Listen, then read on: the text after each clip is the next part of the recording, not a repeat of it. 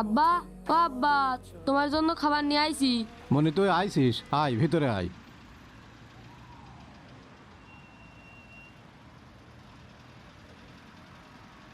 নাও আব্বা, মা তোমার জন্য খাবার পাঠাইছে।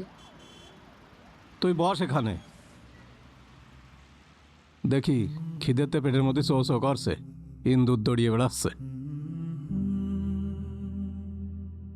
ও গোশের ঝোলটা তো সেই হয়েছে।